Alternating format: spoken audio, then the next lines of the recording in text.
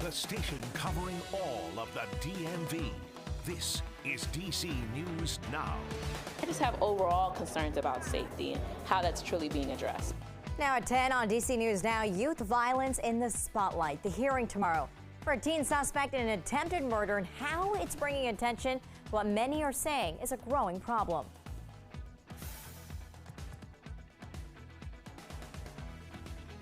Finding a solution for safer schools. I'll tell you more about a meeting that took place tonight.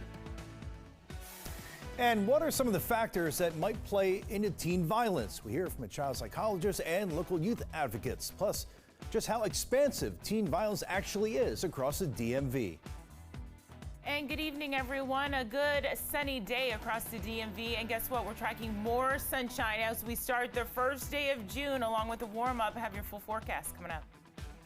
And no degree needed. The changes in Virginia making it easier to get a job with the Commonwealth and help fill thousands of open positions.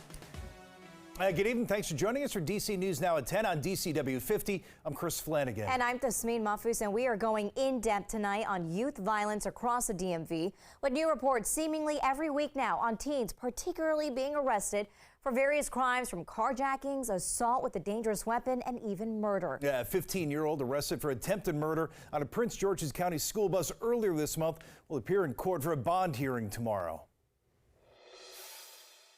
The crime shocked this community. It shocked even the most veteran law enforcement officers. How are these kids getting these guns? That should be the biggest focus in this area. Well, that teen, known as Baby K, is among 4 arrested in that case, all teenagers. Police say 3 of them walked onto a school bus at Oxon Hill and tried to shoot a student, but the gun jammed. Tonight, Prince George's County Executive Angela Alsobrooks says teens are not the only ones to blame for juvenile crime in the area. Where are their family members? Where are the aunties, the uncles, the godmamas? Where are the people who are responsible for these youth? They are not responsible for themselves. And investigators say they're still unsure how the teenager known as Baby K was able to get a gun. He and the other 3 suspects in the case are now being charged as adults. And with concerns over rising youth violence, we looked at the most recent data from Prince George's County from the year 2021, which does not share how many arrests were of people 17 and under. But it does show 2 arrests were made by the emergency services team and 86 arrests for carjackings, up from 77 in 2020. And to help us put those numbers in context, we have team coverage tonight.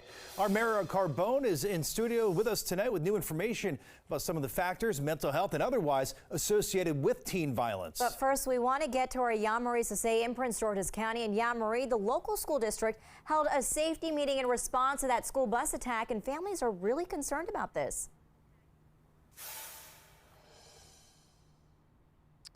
Yeah, that's right. Tonight's event was actually held by the council member Crystal Orietta in partnership with the school board and many other leaders here in Prince George's County. Now, mainly parents say that they want to work with leaders to find a better solution to improving the school system and creating a safer space for students. I just have overall concerns about safety and how that's truly being addressed. Jana Parker is a mother of 2 teens in Prince George's County schools. Just like many other parents and residents, she has concerns after hearing 3 teens attack and attempted to shoot a student on the school bus. I have concerns from the perspective of not just the children, but also our bus drivers, our workers, our teachers. A lot of times we have to think about this as a community issue.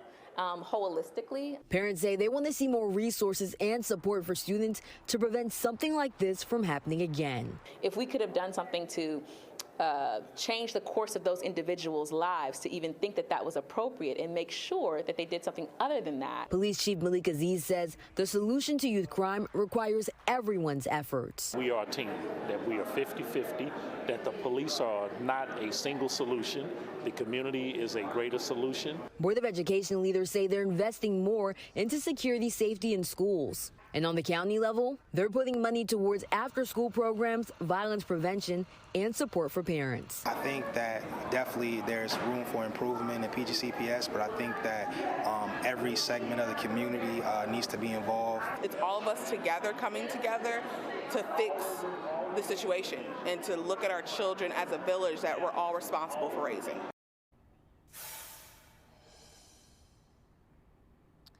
Now, many other topics were discussed tonight, including truancy, more officers in schools, and also the search for the new CEO of the school system. Now, as for that school bus attack, Baby K, known as the third suspect in this case, who was accused of pulling that trigger, but because that gun jammed, that child's life was saved. But he is supposed to be in court tomorrow for a bond hearing. For now, reporting in Suitland, Maryland, I'm Yamari Sase, DC News Now.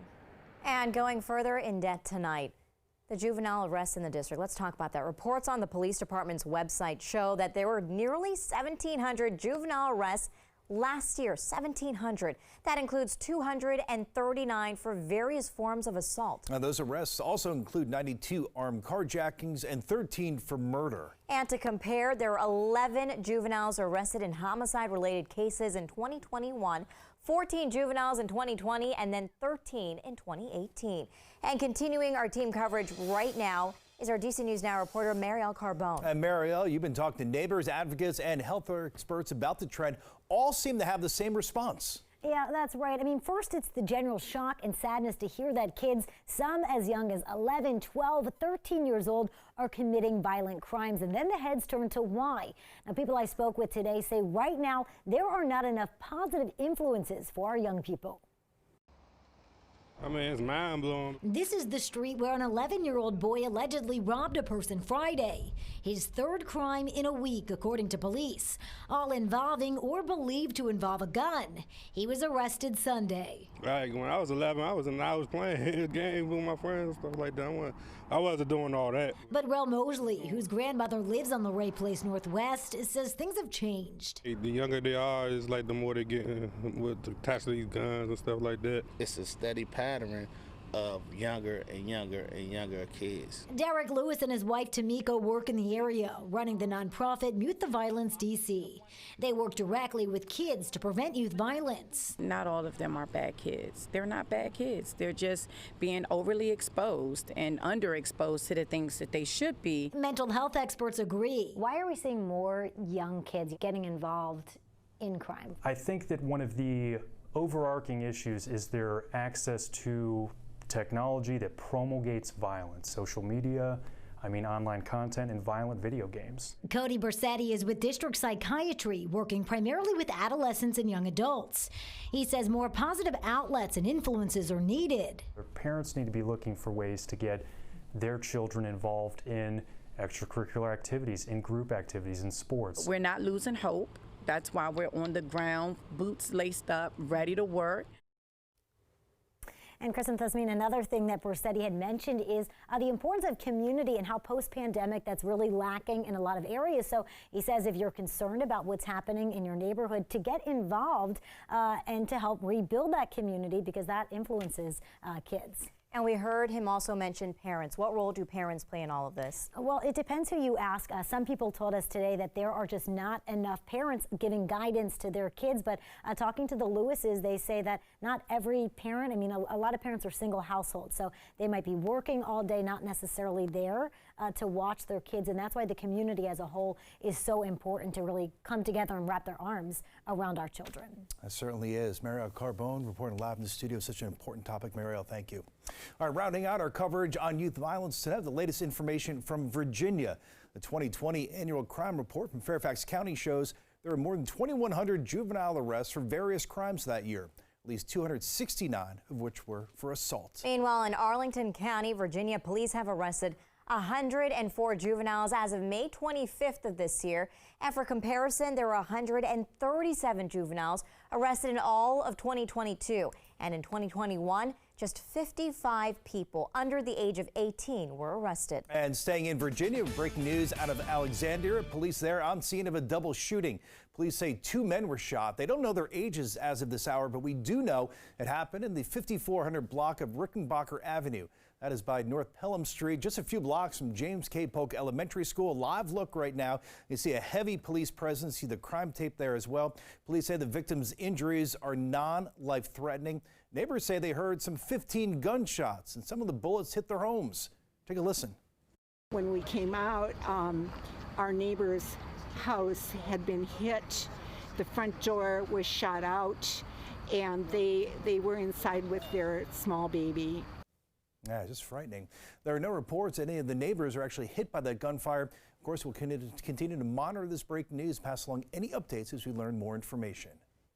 All right, turning our attention now to your forecast with Chief Meteorologist Janessa Webb. Yeah, Janessa, tomorrow's the first day of meteorological summer. We can see 90-degree temperatures by the end of the week. Yeah, we're excited for this warm up that we are about to see really tomorrow afternoon, and not going to be dealing with 90-degree weather. It's more back into the 80s. I think really kind of normal for this time of year. We're slightly above average for a few spots, but you're going to be waking up to a few areas with some early morning fog. Partly cloudy for the rest of this evening, and then around 4 a.m. we'll be into the lower 60s. High pressure is still taking over the region, and our nearest storm system at this point is out towards areas of Florida, the Florida Panhandle, and some of this moisture is going to lift towards the north. We're under this dome of high pressure, and so it's going to keep us on the dry side for at least the next 48 hours. 68 degrees currently, so pretty mild out there. You can see humidity and dew points in the middle 50s. We are tracking some rain going into your early weekend. We'll look at that coming up. And as we get ready for the start of summer, we're also helping you stretch your dollar tonight. We certainly are. DC News Now's morning anchor Tanaya Wright taking a look at some summer deals in stores all around the DMV.